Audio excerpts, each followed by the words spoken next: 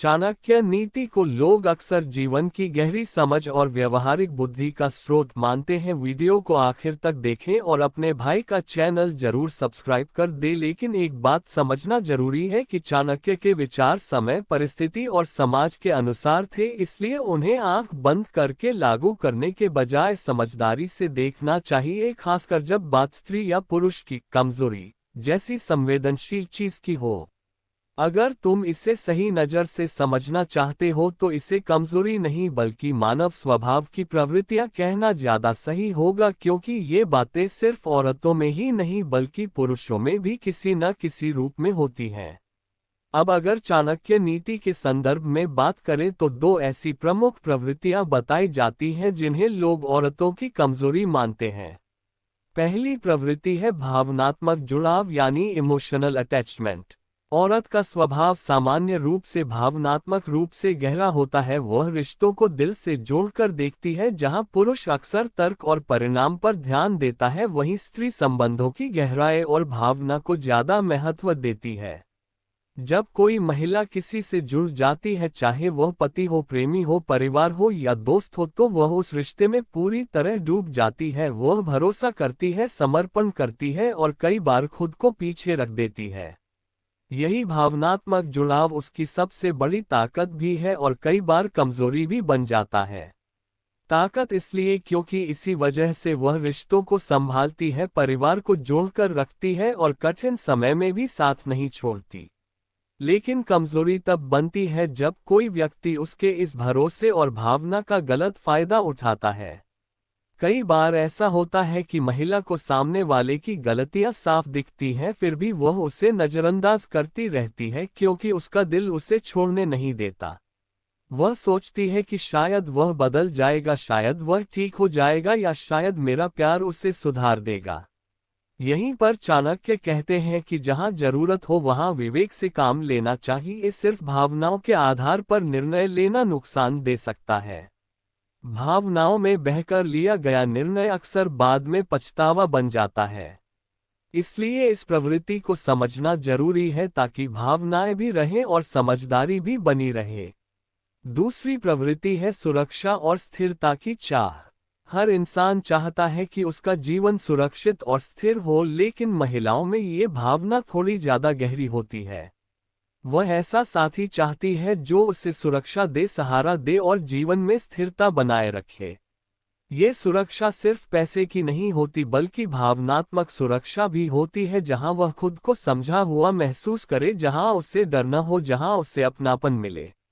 चाणक्य नीति के अनुसार यही चाह कई बार महिला को ऐसे निर्णय लेने पर मजबूर कर सकती है जो उसके लिए सही नहीं होते।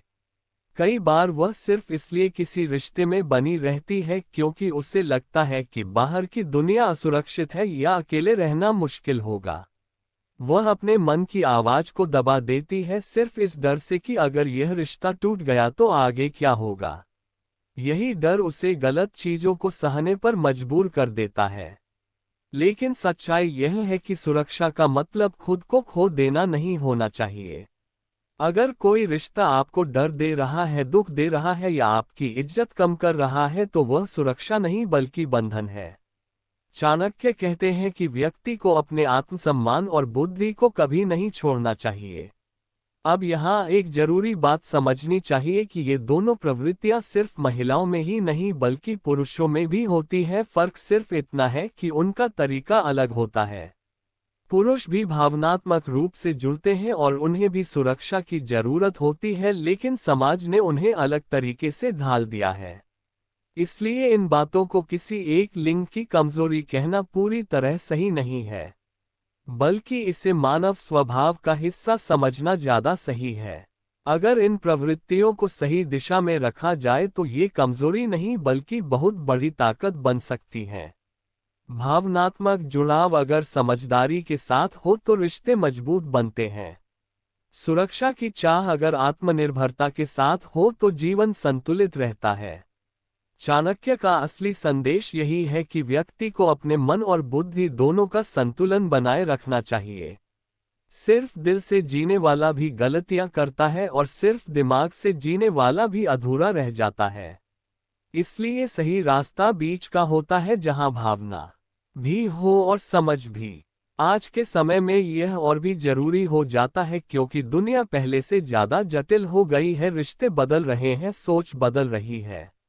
ऐसे में अगर कोई व्यक्ति सिर्फ भावनाओं के सहारे चलता है तो वह आसानी से टूट सकता है, और अगर कोई सिर्फ स्वार्थ और तर्क से चलता है तो वह अकेला रह सकता है। इसलिए जरूरी है कि इंसान खुद को समझे, अपनी प्रवृत्तियों को पहचाने और उन्हें सही दिशा में ले जाए। अगर कोई महिला अपनी भावनाओं को समझकर निर्णय लेती है तो वह कभी कमजोर नहीं होती। अगर वह सुरक्षा चाहती है लेकिन खुद को मजबूत भी बनाती है तो वह कभी गलत रास्ते पर नहीं जाती। इसी तरह पुरुषों के लिए भी यही बात लागू होती है।